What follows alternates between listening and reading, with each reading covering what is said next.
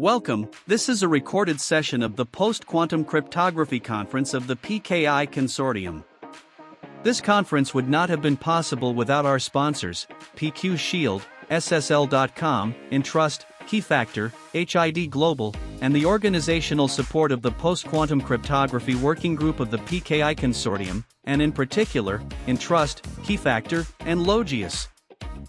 Would you like to join the PKI Consortium? Go to pkic.org/join, or contact us if you would like to become a sponsor. Our next topic, well, actually, our next speaker really doesn't need an introduction. Bill has been, part and parcel to this effort for quite some time. So it's my pleasure to introduce Bill Newhouse, who's the cybersecurity engineer and project lead for the National Cybersecurity Center of Excellence, or NCCoE, as we know it. And Bill's going to continue this discussion on migration to post-quantum cryptography.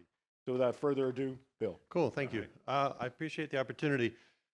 Part of a challenge I have is that, like, let's say yesterday I had my teeth cleaned, we were all at the dentist together, and today is another day, and I could clean the same teeth again. And for most of you, you'd be like, but that just happened yesterday. But perhaps for the 2,000 online, they didn't join me yesterday, and so I could just do that. But I don't want to. So would you raise your hand if you are a collaborator in our project and you're on our workstream calls at least once a month? Okay, so the first 5 of you to get up to these chairs you're in. Come on up, all right? So it's a race. You're one of our collaborators, and I may have to kick you off the stage, but if you're willing to come up here, please do, because I'm gonna include you in this presentation. It's an opportunity for you as doers and experts in this space to add your voice. So Jaime Gomez from Santander. Who else is coming? Blair, I saw you. You're back there. Bob Burns. You still here? Alex. Alex is the next speaker. He doesn't get to come up, so I'm kicking Alex off. Bruno's coming back. You're coming. Okay, great. Anybody else want to be? That's 3's good. 3's a good number. Keep coming, Bruno. Keep coming. I know you were just here, but people like you. I was going to speak with a European accent, so that question doesn't come back again. About, like, I have another idea about how to do quantum readiness. My focus of quantum readiness is the NIST algorithms. That's as far as my brain strategy goes. If I find somebody else who has that strategy for that question, I will try to introduce you at some point. But I haven't met that person who says I need one more idea yet, who has a security architecture. Okay. So absent having, I do have slides, and I might show them towards the end if a question gets asked. We have next slide, please. So thanks, I'm Bill Newhouse from NIST, and I have the privilege of having over 40 companies and organizations working with us. Next slide, these are all Andy's slides. And the reason the slides are here is that you later can watch this and go, okay, there's something I didn't know, it's on Bill's slide, I'll grab it. Keeps going, next slide. And I need one more microphone, so where'd my host go? The point on this one, stay on this one, thanks, I'm taking over. Great. Ease the practices of, ease migration from the current set of public key cryptographic algorithms, to the NIST PQC standardized algorithms. That's a broad statement, and as I described yesterday, we've established 2 work streams, and we started inviting these kinds of collaborators to join us back in 2022, had a kickoff meeting. Bruno, you were there. Don't believe the 2 others were here with us at the time. You weren't. No, you came into the collaboration later, I believe. Yes. Okay. Oh, sorry, my bad. So let's let you guys introduce yourselves real quick and describe your interest in our project. So Bruno, go. All right, sure. Bruno Couillard, CEO and co-founder of Cryptography. I talked on an earlier panel. We produce quantum-ready, quantum-safe, crypto-agile HSMs. And obviously, when that project came up, we absolutely wanted to be part of it. Cool. And you at the kickoff meeting, when we said, now that we have you together, what do you want to do? You said out loud, I want to do interoperability and performance. Yes? Fair statement? Next, please. Yeah, and we joined the group to be part of this HSM interoperability standard. Obviously, we believe that HSM alone is not going to work, and interoperability is critical, and also had the chance to work with the whole ecosystem, right? So it was a unique opportunity for us. And make sure people know your first name again and your organization. Eric Amador. Eric, and from Thales, yes? Yeah, thank you. And I'm Jaime Gomez from Santander Bank. I'm head of quantum technology, so I work with business areas in understanding the benefits of quantum computing and and with cybersecurity to address the transition to quantum safe cryptography. And so, Jaime, you weren't at the kickoff, I don't believe. You came in between I 22 came in and... December 2023, I think. How did you find us, or how did we find you to ask you to join the collaboration? Well, we were chasing everything that NIST is doing, and Cool. and Yeah, so we put somehow a big... I knew your project, and I said, hey. Yeah. So we joined for two reasons. One, selfish, is we want to know how to migrate, and so we want to learn from these guys. Second, we also want to participate, providing our point of view on, so that because they are mostly vendors, etc. So we want these vendors to have our guidelines And having a financial services sector organization, and we've got a couple in our collaboration, is important. Personally, to me, a big, important critical infrastructure sector for the whole world, also tends to be pretty well funded with the energy and the resources to tackle these new emerging technologies. And quantum was already on the radar as a tool to increase productivity and do other great things in banking.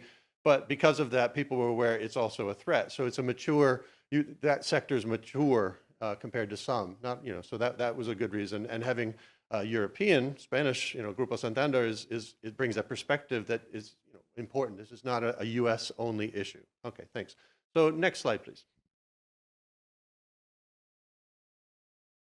All right, we've covered this, but the work streams are the bottom two bullets. Discovery, inventory, we just heard a really nice presentation from Alessandro, and then interoperability and performance, and we've, my colleague Maruja Supaya, who is co-leading this project with me, says, some of these protocols we were touching upon, sort of felt like low-hanging fruit, the obvious things to do, and that's, that's good. It's the most common use protocols and things like that. So it can grow, and as I described to the group yesterday when I was up here, we're in these places, it moves a little bit in the future. It has to. We have to keep making progress. We can't just keep saying we're going to. We want to make progress. So we're going to describe, I'm going to help describe with my colleagues here some of that kind of progress we're making in these two work streams. Next slide, please. These are the collaborators. And again, if you're in the room and you just walked in and you see 3 people that you know from the collaboration, I have room for 2 more chairs here, but I think 3 is a good number. Again, some of the diversity in here includes financial sector, includes a chip manufacturer, it includes mobile telephony, includes big companies that provide services, and people who are giving you your technologies that you use. So it's a really wonderful group. Amazon, Panos is upstairs. He's brilliant. Go upstairs and have fun listening to his 2 talks that are happening right now. Because that's a great, he's been thinking about this for a long time. He's a major contributor, and I hated that we're at the same time. I'm sure as you were doing your panel, like, go over that one too. That's the great thing about this conference. So thanks for putting such good content together that we're always trying to figure out which room to enter. Next slide, please. All right, we've had publications, Alessandro referenced them, and I described that we're moving this so they'll be better and easier for us to share the progress we made instead of just telling you we plan to share that with you. And I'm still telling you we plan to share it, but we'll get there. We'll get there soon. Next slide, please. All right, this is covered, Jonathan earlier, and a few others have talked about this, the testing. But one thing that happens in this conversation space is people who are going to be doing things. Bruno just told you he got CAVP validation the day the standards, the next day from the standards popping. Is because he was prepared and paid attention to this process, and NIST did some things to make sure the automated parts of it was ready. And so there are publications and aspects of what Andy Regenscheid leads and our computer security division leads in these validation processes that are relevant to this community. And that conversation is threaded sometimes in our meetings as they ask for progress or the ability to make the next step for themselves. And generally, if Bruno's asked a good question or his colleague Jim Goodman asked a good question, there are people from Thales and other places going, "Oh, I had the same question. Thank you for asking it." Or Eric or his colleagues are asking a similar kind of thing. And it happens, and it's really fun to watch because then progress is made faster because we just made it one step easier to get the answer. You didn't have to necessarily come to a conference to get it. And that's been one of the nice outcomes. We were an early collaboration in this space. And finding a way to make any collaboration you're in a place where you can get answers and be respectful about sharing them and making progress from them is great feeling about this project. I'll give you guys a moment to reflect on just that thought of what happens inside the work streams and outside the work streams. So that's a very broad statement, but you're participating. Talk about how it's made you feel or benefit or just anything you're very proud of having been part of it, or criticized too. Go for that too. No, I will not criticize that. I think it's awesome to be able to be on the call with all the experts in their field. You have Amazon for the cloud, you have the network expert like Cloudflare, you have Google, you have Bruno. I mean, we all work together and figure out a way to figure out a way to progress in the most efficient way. So yeah, I mean, I think it's a great success. Recognize I was asking for compliments and I got one. So Yeah, keep it and up. you'll get another one here. From the beginning of time, I think this project has been phenomenal. You know how to run things like there's no one else. If you've ever been involved with any of his meetings, Bill has a knack of following the standard, the agenda to the second. He's done a phenomenal job, and I believe NIST has done a great service to the global population, the entire ecosystem, in setting up this lab and allowing people to collaborate in our efforts to allow for this transition to be as smooth as possible. We're still lots of work to do, but that has been a phenomenal place to work. And I keep suggesting to everyone I encounter to join it. Now he's telling me stop. No, we can only grow so much, but we are open to talk about that. So Jaime, your thoughts? I'll keep it short, but well, we're talking about how important it is to collaborate, and so this is the essence of collaboration. If you go back to the previous slide, please. I know I've got the buttons, but it's nice when you do it. One more.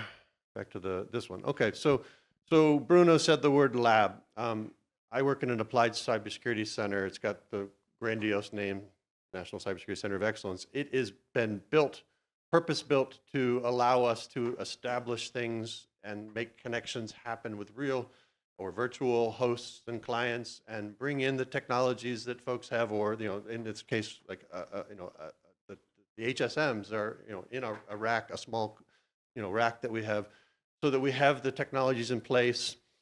So we can do these experiments. So I wanted to emphasize, if you look across this list, in applied cybersecurity discovery and inventory, I'm going to probably miss a few, but if you work down that line, Cisco has a thing called Mercury, open source, that they've been modifying and updating to talk about quantum vulnerable as an output of its operations, and to know how to look and express that PQC has actually been implemented. So open source tool there. Moving down, I'm going to probably get it wrong. GDIT has a tool that they've been using with their customers, and they have a strong understanding of the existing U.S. federal, especially use of continuous diagnostics and monitoring, and that's not unique in this group, but it is a strength that this tool, they know how to, as was described in the last session, get it into a place that it's not going to break the things that they already are supporting for their clients. And so that's an opportunity to learn about their tool and what they've been learning. Every one of these vendors that has a tool is learning as they use it with their clients and their customers. Is a feeling that I'm confident in saying, as from what I'm witnessing and seeing. Looking across, Isara in the middle has a tool. Microsoft has CodeQL, which can be used for aspects of this, and colleagues of Jaime in Santander have been working with colleagues who are in the collaboration from Microsoft, and have made a presentation a year ago and have continued the work.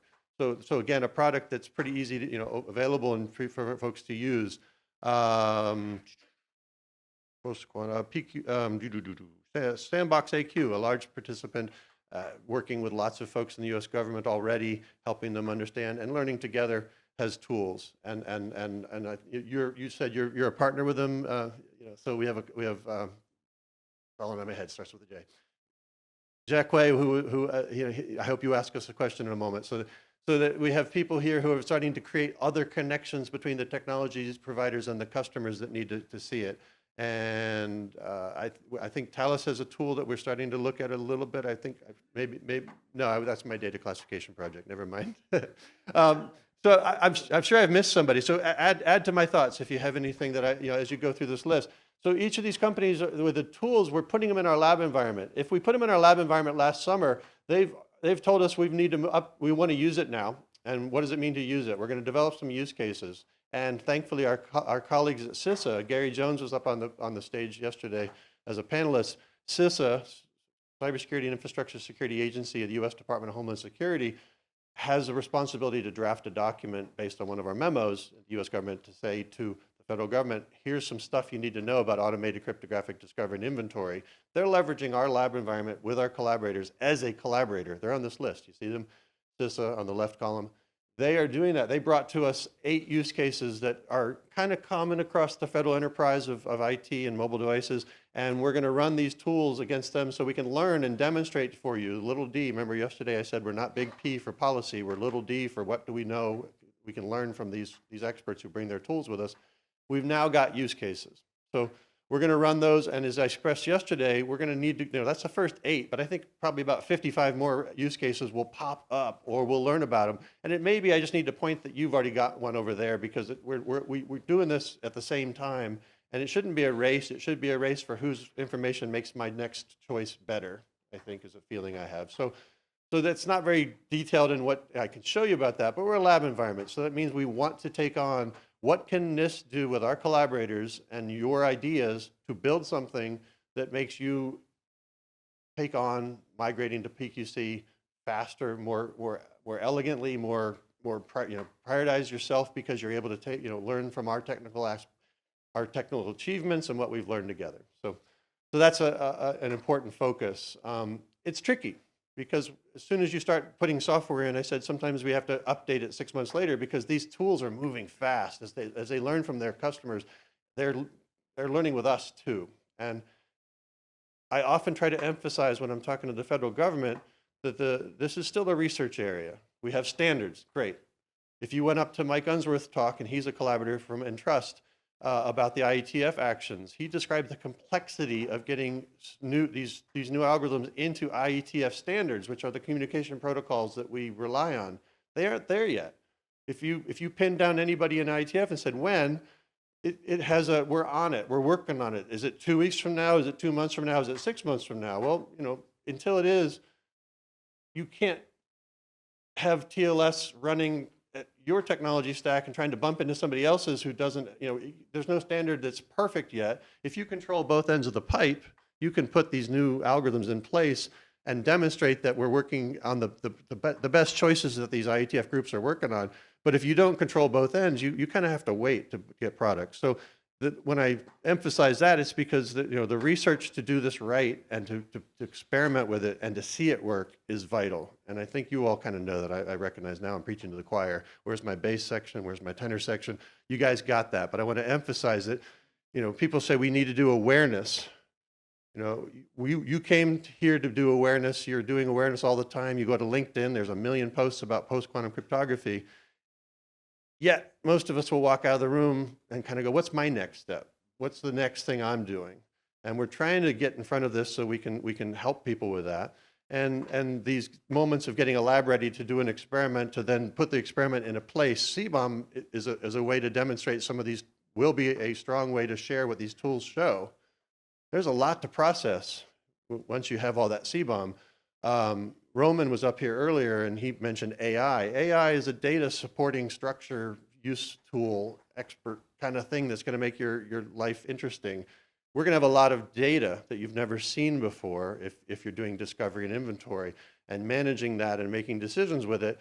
There aren't that many people who've experienced that before. So we're trying to experience this stuff together. So I'm doing a lousy job of asking you guys questions. I keep looking for nods, so I appreciate that. Next slide, please. Let's go. So you see the one that, keep going, one more. Let's stop here and tell me when you look at this and you see that we have, the top is our work stream on interoperability and performance, the bottom is on discovery and inventory. What excites you, panelists, about this? And then I'll shut up so people can ask us all questions. What excites you when you see a list like this, or tell me how to make a better slide? I'm sorry, you're going to hate me, but when I see this, I just remember Lori saying that there is a need for that empty place there. You should put a box for funding. Funding. Right. So when I say it's research and I say yeah, you're right. So yeah. So I'm not telling anybody how much this costs. That's a whole other group of experts They need to play along. That's a great idea. Thank you. I think one of the things that excites me about the slide is the notion that there's a lot of things that need to be done, and you can see a lot of different protocols, different stacks, different components of the environment that we live in on a day-to-day basis that all need to be quantum safe at some point. And so what the work allows us to do is, as a collaboration of many vendors, is to effectively distill down to the practice of post-quantum cryptography these challenges. So the work is very wide, very broad in thinking, and at the same time you get the world's experts trying to get the figure how to get us there. So I think this is if anything, this slide shows the complexity of what we're tackling, and the fact that NIST has already been working on this for 2 years now, two and a half years. Yeah. So yeah, that shows you that there's a lot of work being done. In addition to setting the standards, the practice of the standard is being worked on. And this is exciting. Well, Eric, you want to add something? Yeah, maybe it's really helpful for us because it's a long journey. We know that there is huge work to be accomplished. At least we have a framework, we have a map, we have a captain, and so we know we are working all together, right, in the boat. So that's great. We've been writing and drafting an FAQ page that will end up being slightly verbose. And once I finished editing it, because my colleagues and my team wrote it, I want to share it with each of the vendors so that they can add their, turns out they've written lots of cool web pages that say, hey, this is the challenge that we're trying to address, and there's good material. And we want to make sure we get that in front of you, but it still doesn't help you when you walk into the big mall of PQC and you say, I need to go to the interoperability department to get some new shoes. It doesn't say where you are in this journey. And this picture might offer some hope. It offers some connections to other conversations that are already happening. And I think that's a good thing. We need to prove it. We need to let you argue with us.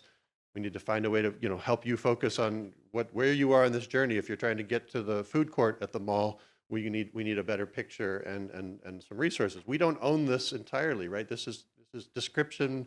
This is document. Get it in front of people. It's not policy, but it can influence policy because we're going to find the practical challenges and the gaps, and it influences because people who are doing the generous work of standardization are participating with us as well. So I'm going to pause.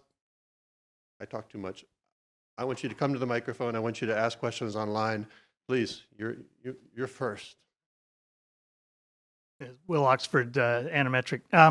So Bill, I want to first compliment you on bringing panelists up, because this question that I've been wanting to ask, I can't ask you because you're a U.S. government employee. All right, go for it. So, so the question is, with the this morning's announcement, executive action by the White House, basically advancing the timeline for PQC, or advancing the expected timeline, is this a help or a hindrance? And the reason that I'm going to say the second part is because there is no new timeline. It says as soon as possible, which is basically a punt. And the second is, to the point of the gentleman from Santander, there's no new funding announced. So it sort of seems like to me that it's stirring things up, but not really solving. Hey, where do you guys live? You live in Ottawa, Toronto, which Canada, and in U.S. Okay, so we have and outside of Madrid. So yeah, please, you address any thoughts. Have you noticed the executive order? It just came out this morning. Okay, no, I didn't read the All right, so but I think we already had enough. Timeline are already 2030, right? The target, so it's already tomorrow, right? Well, I'm not quoting directly because I just read it not too long ago, but it says as soon as practically possible, or soon as practicable. I think. Be really good and do it as soon as you can. It has PQC 6 times. The first time is when it says the post-quantum cryptography is PQC, and then it repeats itself in a couple different recommendations in Section 4. It doesn't move the bar because it doesn't say thou shalt, and it doesn't say here's the money to do it. Right. It puts it on top of the list for the next administration to realize it still is. The smart people thought of these things. Please continue. Yeah. And in terms of your questions, as far as we're concerned, for sure it helps to deliver the message. We're no longer the lonely voice out there, come on, you need to get going, that the world is kind of catching up. As far as we're concerned, it also shows the importance of the lab, the NCCoE, the ecosystem, the collaboration. All of it is, there's no one vendor that's going to solve the future. It's a massive, massive collaboration. And this is the importance of the lab. So it gives this lab, the NCCoE, even more importance in the ecosystems. And I keep strongly advising, if you're not in it, you should be paying attention to what these guys have done. We feel it's a phenomenal effort. And back to the announcement, I had not seen it, but I'm not surprised. We've always been thinking 10 years, but the world evolves in an exponential growth. Technology is going to happen much faster all the time. And I wouldn't be surprised that people somewhere know a few more things about how quickly it's going to happen. You So remember, I'm the guy yesterday told Scott Aronson it was his predictions were too conservative. Okay, thanks. totally agree. I know we have an online one, so go for it, Ralph. Yes, we have an online question. It says you speak of open source tools. I'm curious of how security module components can be considered secure without having daily CVE scans when the platforms are regularly locked with ransomware. That's a tactical sounding Very interesting. assertion. Reactions, if they want, go for it, Bruno. You don't have to. I think the point is, could the world afford having an open source HSM vendor? And it's hard to do HSM. They are very purpose-built machine. They're black box. They need to do way more things than just providing cryptography. I have a talk this afternoon where I'm basically talking about this aspect. So to make it open source and to cater to the demand on the HSM is a very hard thing to achieve. There might be one day when we will have open HSM source code, but you'll still need this black box or the hard capabilities surrounding it, because it's not just software, it's a hardware device. It needs to be well interlocked. Yeah, maybe what I may add to that is that we've seen all these recent paper around SBOM, and I think maybe in the past we didn't really apply to HSM, but now we are taking it very seriously, and indeed, even though it's a box, but we owe to our customer full transparency, and that's become more and more a request from our customer to provide SBOM that show what's inside the box. And so that the customer can perform their own vulnerability risk assessment. So, I don't think it's going to go away. I think it's going to be the de facto expectation. So I think all the manufacturers are going to have to adapt to that. So I might offer that if you went and looked at CVEs, how many of them talk about a crypto vulnerability as a need to be patched? And common weakness enumeration has a generic kind of crypto, is a problem. We asked the CWE folks, and I need to go back to, is it smart for us to find a way to say something about the quantum vulnerable so it draws the attention to the eyes of the people who do look at CVEs and CWEs? So I'll note that. Do you want to add a thought? Yeah, well, the open source discussion is very complex. My personal opinion is that open source have been incredibly useful. The issue is doing open source right. So, for instance, we think projects like OpenSSL, they have provided massive benefits to society, and it is open source done well. But then we have issues, for instance, like Log4j, which in the end is one guy not getting any money for doing something that he has given out to the world, and many people has made lots of money out of his work. So he didn't have the resources to implement cybersecurity measures. So is it this guy's problem, or is it an open source problem? Maybe it's a problem on how to support open source. Cool. We have about 2 minutes left, so if you can get to it. I'll talk real fast. So back to the executive order. I've been anxiously anticipating that since it was promised in August. I was hoping there would be some implementation teeth in it. Came out today. Yeah, he's talking about the executive order again. So, yeah. so hoping that it had implementation teeth. Yeah. So there is some stuff in there about buying quantum resistant. Yeah, there's a task products. in there for CISA to Right. create a list. Yeah. And So my question is, so this happened back in 9/11. You were supposed to have HSPD-12 capable software and hardware that the government was supposed to buy. That never happened. How do we make this happen this time so that they actually do have to buy that? Yeah, so Not PQC compliant. yeah, there is a statement in there that develop a list of products that have PQC inside them.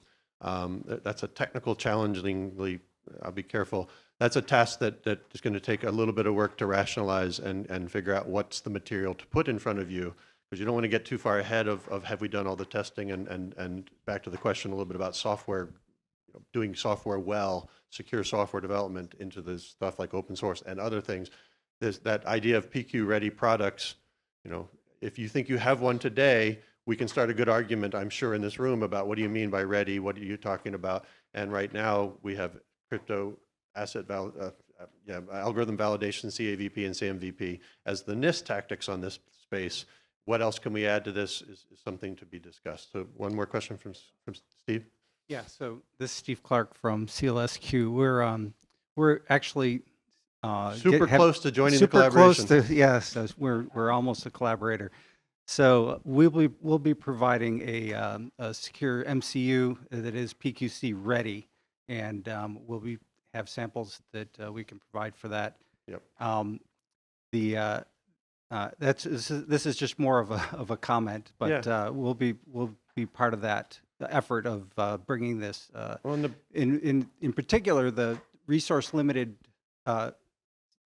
acceleration crypto accelerators will be the place we'll be playing on. Appreciate that. So the breadth of the things that people are bringing, including test frameworks and their knowledge and things like that. That FAQ page needs to make it so you can discover that yourselves, besides being at conferences and things like that. So thank you very much. Okay, thank you guys. Thank you for indulging me on creating a panel when we didn't have one. And I appreciate your time with me today. Thanks. And as always, I want to thank Bill, and again for the panel for your impromptu support. We appreciate it.